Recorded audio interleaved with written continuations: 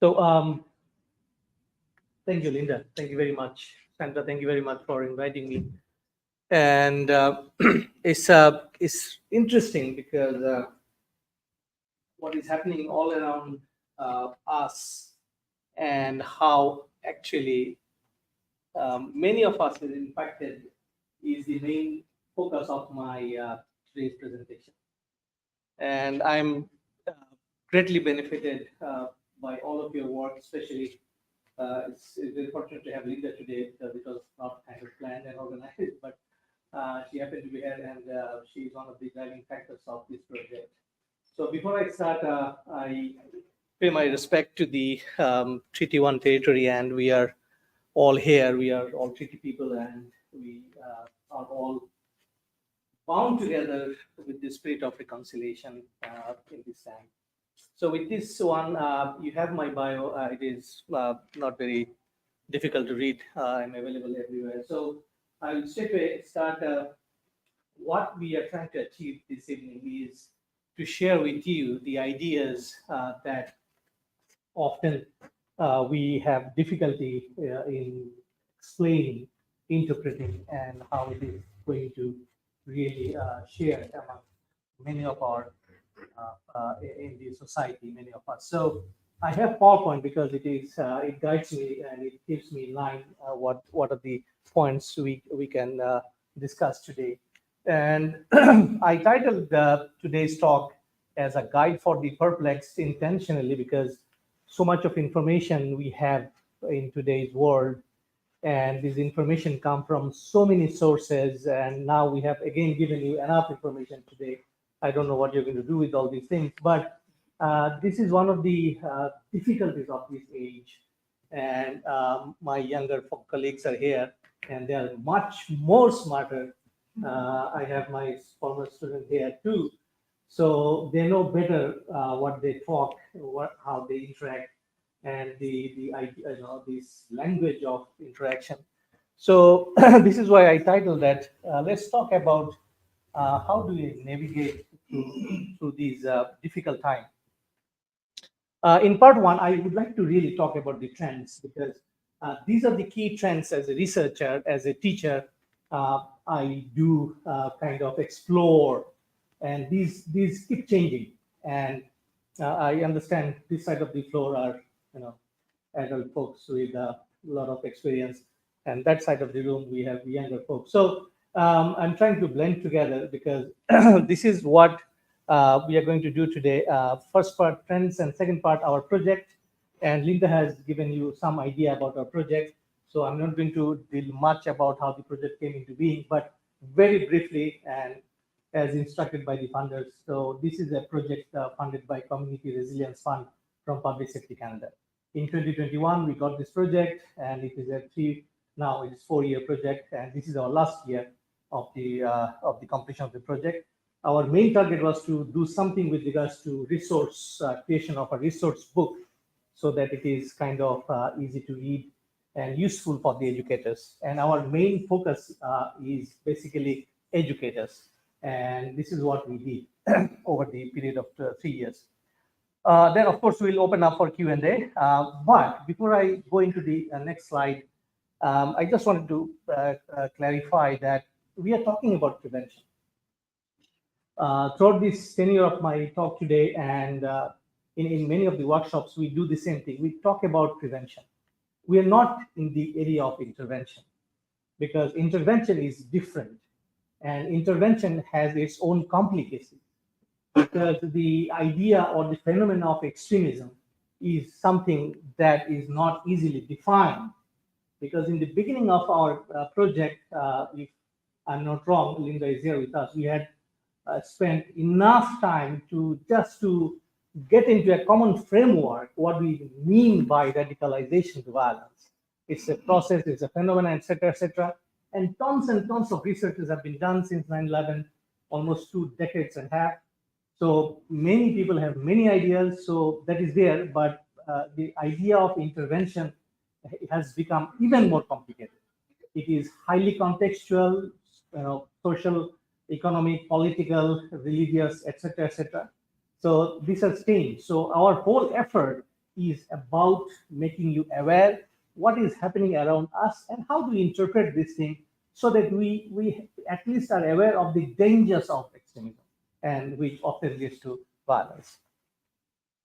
My interest is basically prevention from day one, because that is what I chose. And in my postdoc fellowship, which I did with the University of Winnipeg, I was recipient of Social Science and Humanities Research Council of Canada's postdoc fellowship. And there I met Linda, and I was presenting in a school, so NSSTA, what we often, they are known here.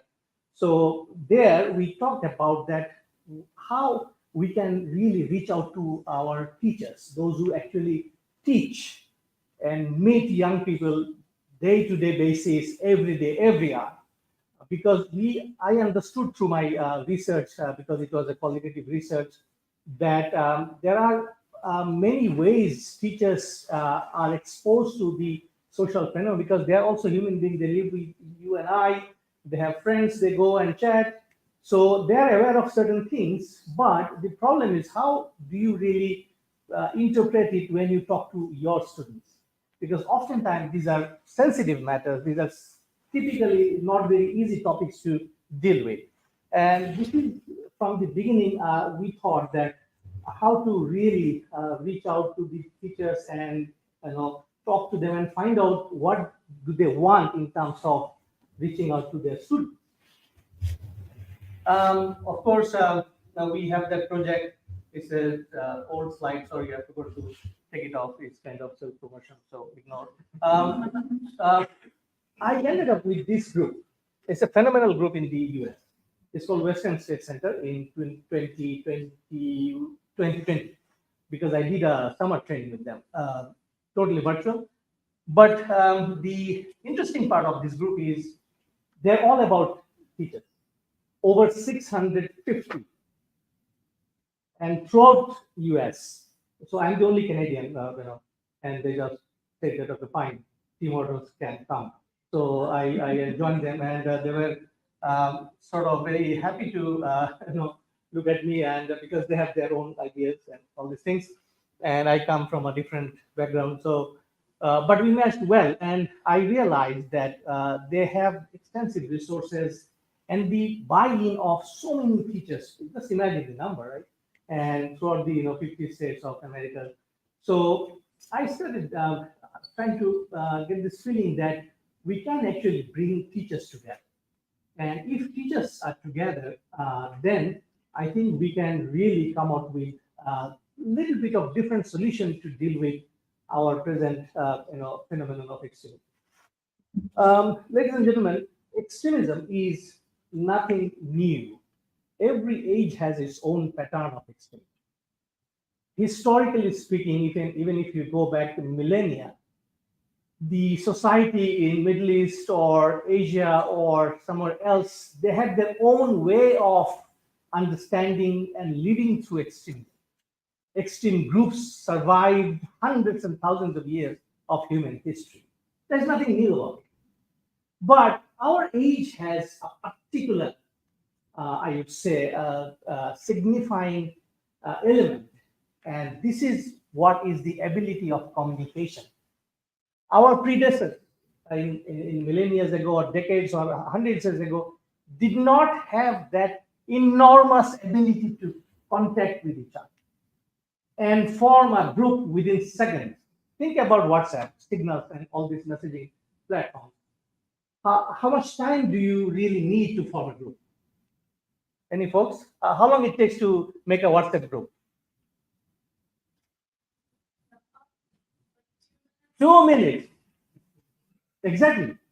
And within these 2 minutes, this group is formed, and everybody belongs to a community, and the group admin creates something, and this becomes larger and larger, provided you have enough material to convince this group member. And on the other side, I do extensive research on Rohingya crisis.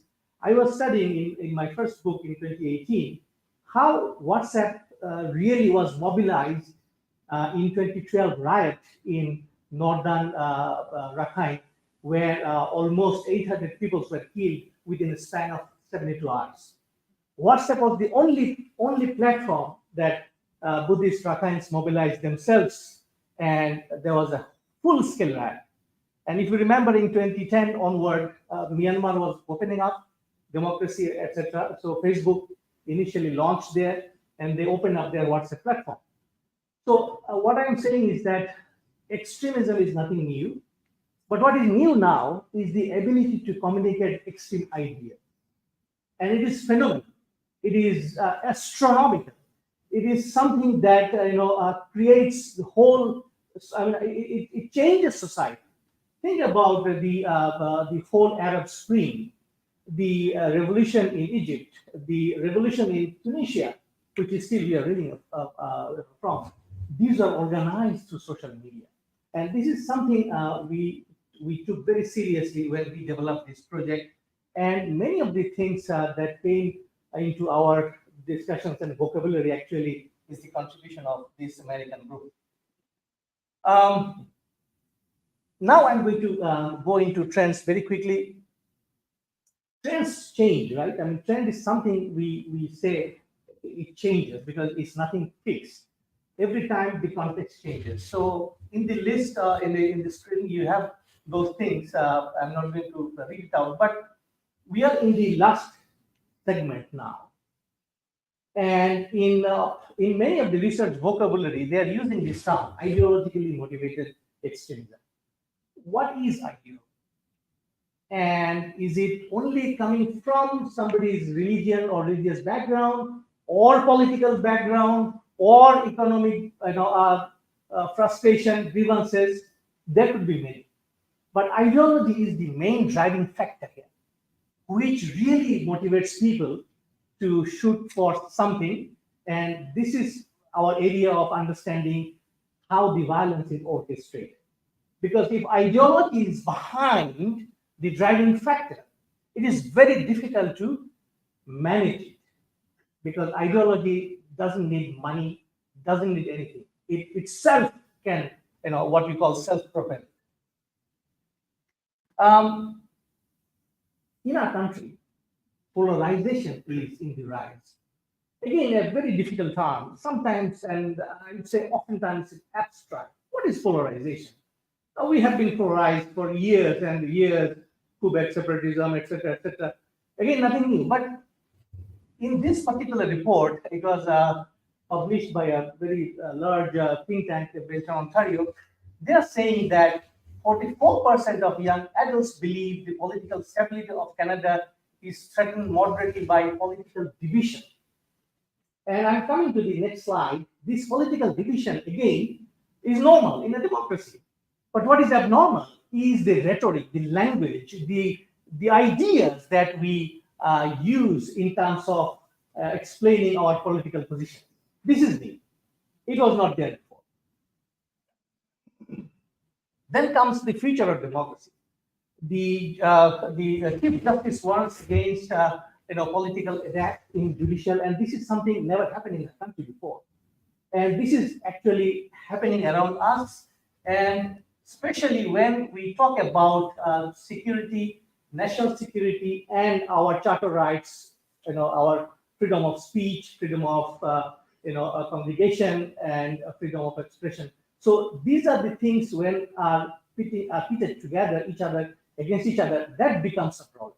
And this is what the justice actually meant when he wrote a very lengthy report available online. You can read at your own time what he meant about polarization. Absolutely new thing, very contemporary thing. And possibly you are aware that we are dealing with this situation again. And this is also one of the causes of polarization in our system, in our society. And actually tomorrow, the commission is going to release the interim report of foreign interference. And there is a commission already operating. You can again Google search, you'll find all the details there. And it is over 6 months now, so they are releasing the report first. So what is happening? Who all are involved in those kind of things? They were happening in our history in Canada. This is the first time we are dealing with this kind of phenomenon. Whether it is true or something, we'll see. But the idea is that these are the factors affecting us, because this country is composed of so many diverse group of people, and people from this side and that side, we all live together. And when these things occur, you'll find people are not happy to talk to each other anymore. I have run a project on Ukraine war in Ukraine by Russia. It was funded by Department of Heritage. It was about disinformation. In that particular project, I was so much troubled by just seeing that the students from Russian community versus the Ukrainian community has become so polarized. Even I couldn't make them sit in one room together for a very benign workshop. So this is something again a very new happening in our society. And in this slide, we are talking about hate and hate-driven extremism and violence. Something again, I would say, is a recent phenomenon, and we are talking about how to control hate. And really, can you control hate? I don't love you. How do you really manage this? If you don't love someone, fine, but how do you say that I hate you? Or hate could be so big a motivating factor that can drive people towards violence? I don't know. Because in many of the of mass shooting cases, especially in the US and very latest, I have a slide for showing a case in Australia. You'll find the shooters, the attackers do write a long manifesto, very lengthy manifesto, and they want to make it public. And there we see the expression of hate and how intense it was against some ethnocultural or religious groups that against who the hate was driven or targeted. However, hate crime in Canada is a crime under criminal code. But the problem is, how do you really report hate crime and how do you really deal with the reported hate crime? Because occurrence of the hate crime is one thing, and it is reported to police investigated, and later on prosecuted is a different thing. And here is a stat. It's from Professor Barbara Perry, and she shows year-wise in most of the Western countries, the number of reported and number of prosecutions. See, look at the tiny number of prosecuted hate crimes. And if you really report to police, often then you'll find police takes the case maybe, but they always say the threshold of hate crime is far high. And this is why often many of the hate incidences are not reported. And especially in today's context of Israel war in Gaza, and we see that a lot of hate going on in social media and even in public. And this is something very, very troubling in our society. This is our from our book that some of you have. And in this book, we have compiled some of the data that you have, but again, this data will be updated very soon. And you'll find that online hate and bullying is increasing in our society to a very large extent. Also, this slide from our book, you have it, it's little dated 2019 stat, and where it shows that 33 of Canadians feel fear to publicly express views of other races and ethnicities. And this is just to show you that we are talking about a complex milieu of so many factors which is driving extremism and polarization in our society. And these stats, sometimes we take it with a grain of salt because we methodology matters, right? I mean, what you find, but nonetheless, these stats are done by very large and reputed survey firms in our country. So the next phenomena I would say is anti-authoritarianism and anti-institutionalism. And this is something we are gradually witnessing after COVID. Many of the smaller groups, those who were in the fringes before around 16, 17, 18, and we have seen these groups coming up more in the front and center nowadays and organizing people towards their causes. This is a newspaper of 100 plus 10 years old. President McKinley passed peacefully away and he was assassinated in Buffalo by an anarchist. The reason I show this thing comes from my initial remarks that extremism is nothing new. Anarchists and the whole anarchism or the movement of anarchism 100 years or 150 years ago started with the idea that there should not be any governing body. No government should control us or the citizens. Citizens are free. The ideas, the ideologies, the capacity of movement of the citizens is unique and should not be interfered by the government. And interestingly, this wave is coming back again. And if you read the many of the social media posts and the manifestos of these groups, which I often read, and these echo this similar mentality, similar philosophy that these recent groups espouse. Especially, I was very much closely researching about freedom convoy movement that occurred in our country, and I wrote a small piece in conversation later on because I studied their memorandum of understanding, which is again you can find it. And in studying their MOU, which came out of Alberta province from the initial group, the core group, which started mobilizing people for this cause, if you read through this MOU, you will find exactly the echo of this anti-government, anti-institutionalism. And this is something has propagated because I understand the movement has become quite large because other things have joined. But initially, the movement was basically this anti-COVID mandate and all other things.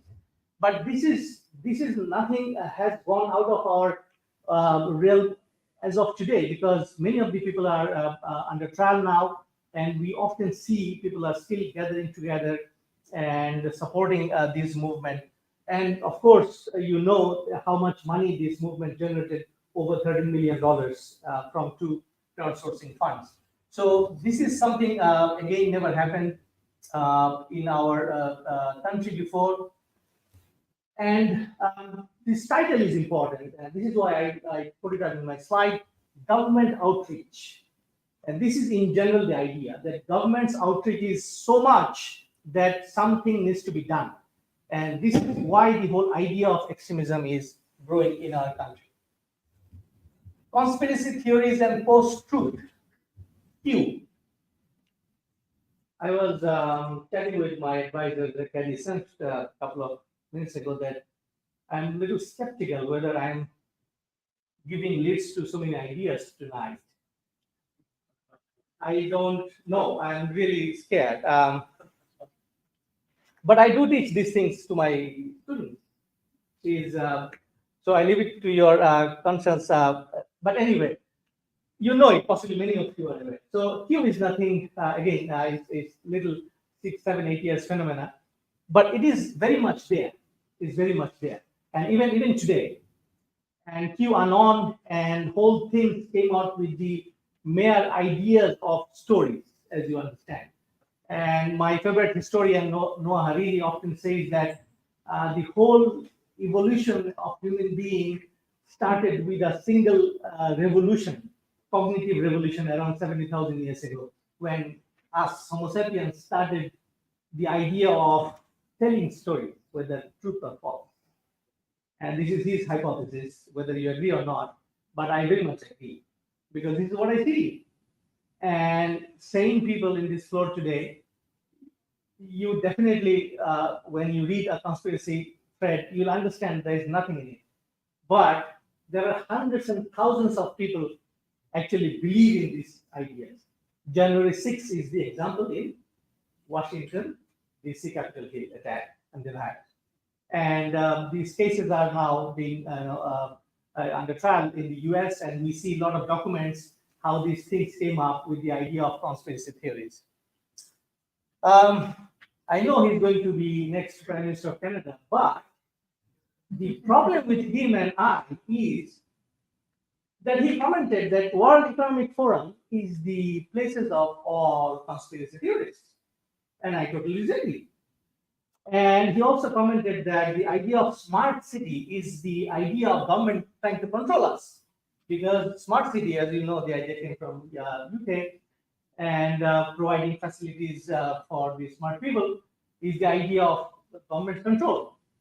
And Mr. Polyev rightly took a lot of Instagram photos with Jeremy McKenzie, the founder of Diagonal. Diagonal, any idea? Sounds anything? No. Diagonal is a right. So it's an extreme group in Canada, and Jeremy McKenzie is the founder. He used to run a very popular podcast called The Raging Dissident. I was an avid listener of that podcast. So Jeremy McKenzie, Instagram, Polyev, no problem. But after a couple of days, he was arrested and tried. And then Mr. Polyev said, "Oh, that was a mistake." So our problem is that how do you really reconcile with these ideas of conspiracy theory in mainstream politics? That is the problem. I was speaking to this media outlet when they reached out to me that can you comment on wildfire and conspiracy theory? And I really was surprised. That was a big surprise. How can wildfire be explained through conspiracy theory? But believe me, ladies and gentlemen, there is a way to explain wildfire to conspiracy theory. And I leave it up to you, not the scope of today's presentation. These interviews are there, and there are plenty. And maybe, I don't know, some of you might say, well, yeah, that is the cause. Okay, but it happened. So, yes, you might say, oh, irrelevant. No. But she has over 20, 30, 40, I don't know now how many, tons of followers. What she basically says is that government of Canada is dysfunctional and she can run the country at its best, and what she has the capacity of all the good ideas. And she has later on joined some of the groups in our country, in our city as well. Radical communities, which I was trying to explain before, is happening through these platforms, which was never there before. And it is absolutely ungoverned space. You do not govern it. Nobody can monitor it. It's encrypted, what we call end-to-end encryption technological term. So this area is absolutely out of anybody's control. I was told by some of my US friends there is a trend of homeschooling growing in the US. Some part in our country too, but not in that proportion. But in the US, a popularity of homeschooling growing very fast in a fast pace. So one of the homeschools actually teaching or they brought curricula from 1930s Third Reich, and they are actively teaching their students about the syllabus and the idea of superior race, Nietzsche, and so on and so forth. And this is something they claim that they know. So my worry is that. Can I just ask where that is the curriculum? Which state? I will tell you in person, not publicly. So this is something that is coming to our focus because this connection of connectivity, and we do not know which group is doing whatever way they want to do.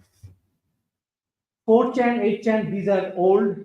There's nothing new now, but all these big attackers, the Christchurch attacker here, they used extensively those channels to mobilize people. And also, you'll find the later attackers in Buffalo Shooter and others, they all use some sort of technology to propagate their attack, the moment-to-moment attack. And this is something we are working. I sit in the advisory board of Christchurch Call for Action. It's a New Zealand-based then Prime Minister Jacinda Ardern's initiative. So she's trying to build a global coalition to force the companies like Facebook, Google, and others to shut down anything that comes out in the live streaming. But I mean, it's a very good initiative, and I do my part sitting with them and suggesting what we can do. But just to give you an idea that this is what has happened. We have this case in Ontario, as many of you know, and this gentleman, when we see the code transcript and all, we come to know that he was self-radicalized. And this is something also happening now, that people can get radicalized by themselves. You don't need a friend, you don't need, recruiter or, long, dark, bearded Muslim guy to recruit. You don't need it nowadays. You just go there and you can self-radicalize, and this is one of the cases. So, ma'am, this is the. I didn't want to show much, but anyway, we'll talk. No problem if you're interested. US has a lot of resources, as we all know, and they do wonderful work, especially Institute of Justice, and there are many think tanks that we come across. So they do see that the web habits of those engaged in hate crimes and extremism is relevant. Is relevant because the attitude and behaviors in the web online does sometimes translate into real-time violence. And this is a study, a very large study. If you are interested, you can again go and find out. So this was, I was trying to show that Proud Boys, which we sort of declared a terror group in Canada a couple of years ago, and other groups like these, they are also organizing because the moment we deplatform this group from social media, they come and reorganize themselves somewhere else. They take some other names. So this is very difficult to keep track because it is nearly impossible to keep track to media. Imported conflicts, Gaza war, campus protests. Please. I have a question about, so this business of declaring them illegal and then just changing names, would it be better just to not declare them illegal and monitor them rather than to force them to keep being a chameleon? It's a larger debate. I don't find any yes or no answer because if you do not deplatform them, then they go with impunity. They do whatever they are doing, and they draw more attention. Versus you deplatform them, at least you stop certain bit of their momentum, if I may use their word, and let them go somewhere else and regroup, and then you again deplatform them. So this is possibly the only logic I have in order to justify the idea of deplatforming. This current conflict is going to stay with us for a very long time, that I can say. The campus protests throughout America and now in Canada, four universities in Canada so far has this protest going on. It has polarized our various social groups, and it is going to polarize further. And this is something I presume that we need to really talk more frankly, more honestly, more sincerely, without being judgmental. I know it's a long task, but what can you do, really? This is going to happen. And this is something, again, the idea of today's world that you see real time what happens elsewhere. So we get impacted. We have families, we have friends, and we have this idea of just cause, right? Just cause motivates people more than anything else. And people have given life for years and centuries for just cause. The idea of the 13th century just cause is still there, right? And this is something I see is another frontier opening up, and I don't know what we need to do here. Disinformation campaign, so much of talk now, quickly on the AI. So I know many of you use AI like me. I write letters to AI because it's easy for me. I keep using it. So what is going to change in the future is AI's capability of creating fake stories. That is what is going to happen. See, before 5 years, the extremist Mr. Y sitting in Ottawa suburb, i.e. it's a real case anyway. But for example, so he has to really spend a lot of time to create a story, right? He has to think, he has to be very imaginative, good in English, and grammar, etc., etc. Now you don't need. You just simply, the necessity of all these resources are gone. You use one generative AI model, anything that you want to use, ChatGPT, or now you have many. Everybody has started using, bringing their own platforms. So and you train it, and that is the problematic part of AI. Many of you might support AI. I do support AI myself, but the downside is you can train AI, right? Especially large language model, LLM, what we call, and it's a part of generative AI that you train a model to create something that you want it to be created, and it creates. And this is going to grow exponentially, and it will be very difficult. And I'm just talking about text, but it is beyond text too. It is about your photos, it is about your videos, it is about your voice. And these things are going to come more and more. And I don't know why and how we are going to do something other than training ourselves to compete with it. Individual radicalization in Canada, we don't keep track, but America does.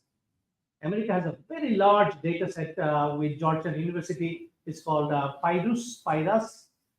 And this is something very interesting because you can see the profile of extremism, how it changes, when it changes, the demographic, the age, the education level, the motivation, etc.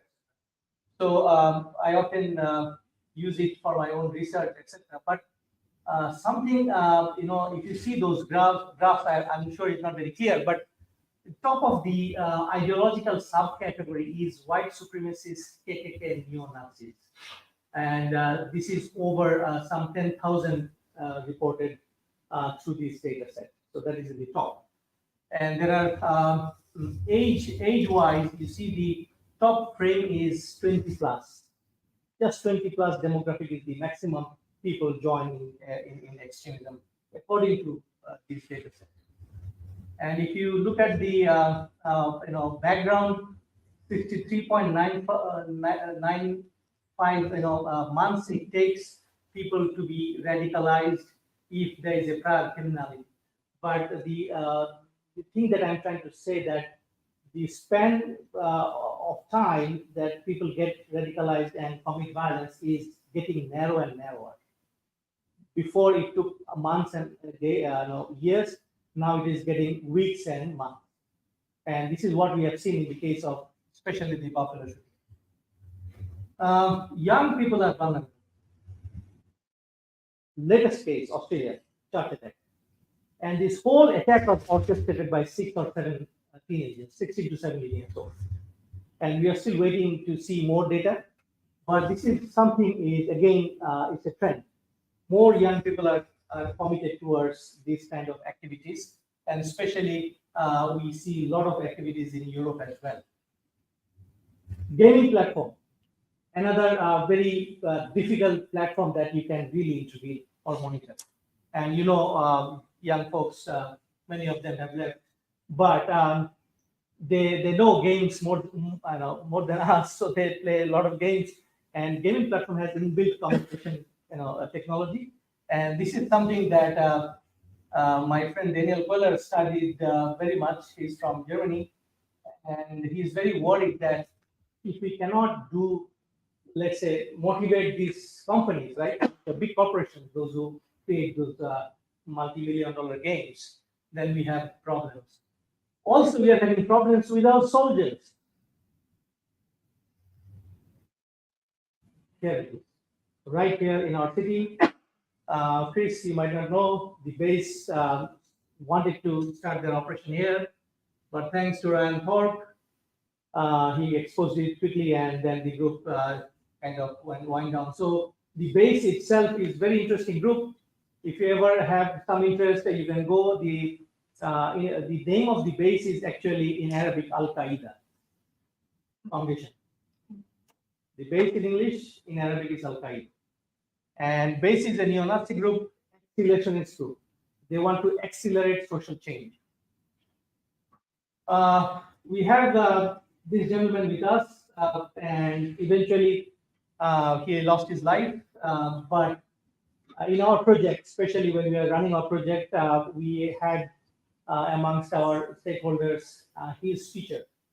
and he was attending adult collegiate school, and the teacher knew him very well. So we had a lot of discussion with her about the process of radicalization of this gentleman. Finally, I would say that mental health and extremism, these are often tied together. Many of the persons that we have seen are the actually have mental issues. Estelle, I need to close. But just letting you know, the buses come here at 8 o'clock, Okay. and if the kids aren't there, we get charged more. Oh, okay. No problem. I'm going to finish within 5 minutes. Okay. And so the last couple of slides is about our project. In our project, we wanted to do a multi-stakeholder approach. Teachers' main focus, supported by other groups. Other groups means parents, guardians, then ethno-cultural groups and faith groups. Because teachers are in the forefront, that is our belief, our main idea, but teachers need to be supported by the administrators and others. And that is how we progress in our whole approach. We have run over 20 workshops now, and this is not typical workshop that you have to do something. It's kind of knowledge sharing, I understand, but we do run workshop. So if you need any of us, please reach out to me, and we'll be more than happy to share with you our ideas of these things and how to deal with it. This is from our book. You have it in our booklet, resource booklet, and we see a lot of factors contributing in Manitoba with regards to our extremism. Many of the things you know already, dark web and other sources, but what we wanted to share with you from our whole 3 years of working with the stakeholders and teachers, that these are the things happening, we all know, but we don't have any tools to interact with young people about it. There is no tools because nobody will share with you what people are watching or subscribing online. There is a trust issue. There is a problem of sharing these things with an adult. And these are some of the things that we have found, and especially when this online hate and other things come from social media, it is so difficult to deal with it. These are same things, and I'll just quickly go and finally show you that we have that booklet, but also we have a large set of resources kept in our website. I'll show you the website shortly, www.erimca.org. And most importantly, we have created a extremist symbols data set. There are over 600 symbols that most of the extreme groups use, online versus offline. So many of the symbols you might not be aware. So if you see somewhere the symbols, possibly you can go to our website and search and find out what this stands for, because this is also important to understand that what is the discussion going on with regards to an idea. Strategies for prevention is suggest school-wide and actively promote the idea. And as I said in the beginning of our presentation, that we do not talk about intervention because there is no consensus about the intervention model. There are many intervention models, but which one is applicable, we don't know. And we are not also going there at all. But we support at-risk students take action against teasing, bullying and marginalization, and implement bullying prevention, social, emotional well-being programs, because these are all contributing to the well-being of students that teachers can do.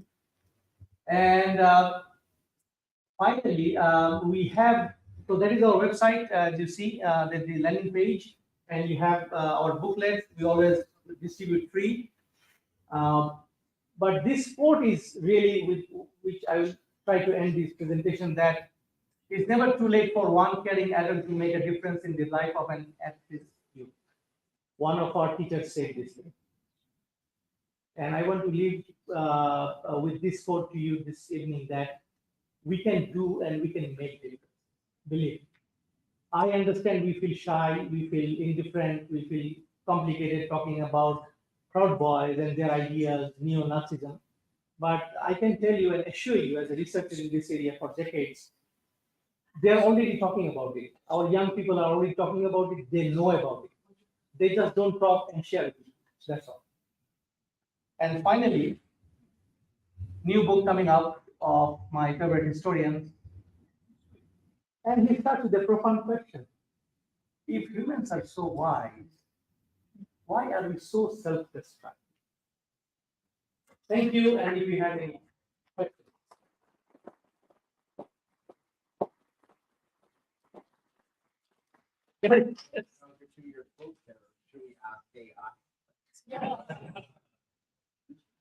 AI will give you beautiful answer. I can tell you.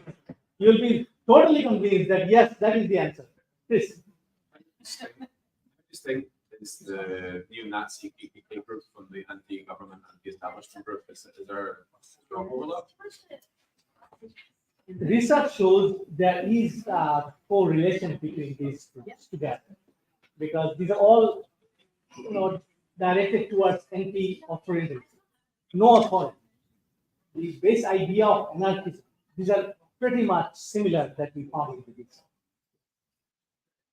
Yes, ma'am. I'm not sure if I'm going to articulate this very well, but, this idea of open dialogue, your ethics fall, we're talking about being courageous to ask questions that are called to, open up these lines of communication. I would say one of the major impediments to that as teachers, I'm thinking, from my perspective, I'm curious across Canada, is the policy where it's quite punitive when teachers bring up certain topics. There's a little bit of culture here, especially amongst young teachers who are in the profession and maybe have developed that,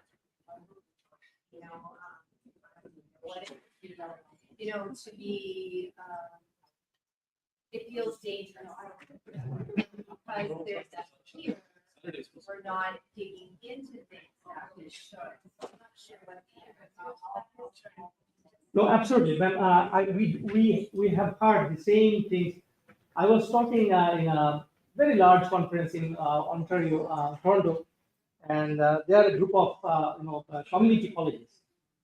So one, he's a teacher as well as he's a father of two young adults, male children. So he did exactly told me the same thing, that what to do.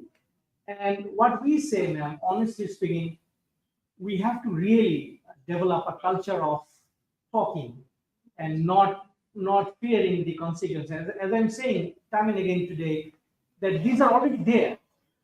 If you're not talking, it is your risk. You're kind of avoiding something very obvious. And it's better to talk.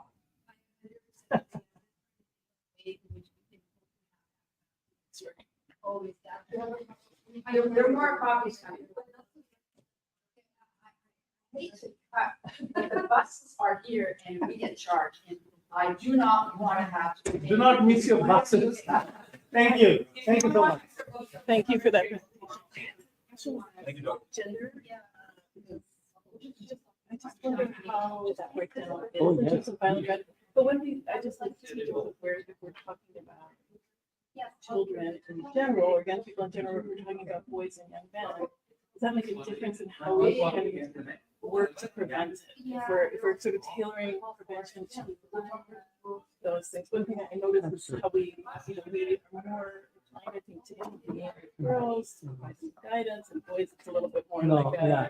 and I think these are destroying us. yeah, These kind of things actually. Yeah. And in this current environment, what we are seeing is also more females are coming into joining the extreme groups. Interesting. Actually, Yeah. In our website, man, if you go, you find her name is she was a former extremist, then reformed. So we invited her. She spoke, and her lecture is there. Yeah. She explains why did she join, yeah. and you'll find a whole narrative of joining these things. But Alright, so folks, taking the bus. responding to your gotta question, go. yes, we really have to be Nobody's you know, taking the that's bus what- here? Okay, thank you. It's a wonderful presentation. You have to go, Yep. sorry. I'm here tomorrow. You wanna follow? Oh, thank you. I actually. Yeah. Yeah, of course. Yeah. I Let me have just, email yeah, and close then- it up. So I could maybe- Sorry about that. Not a problem. So you're not locking us down though, right? We can stay here for a couple of minutes. Oh, nobody's taking the bus? No, we are not bus time. I have to go. Nobody's taking the bus, I have to go. Are you okay?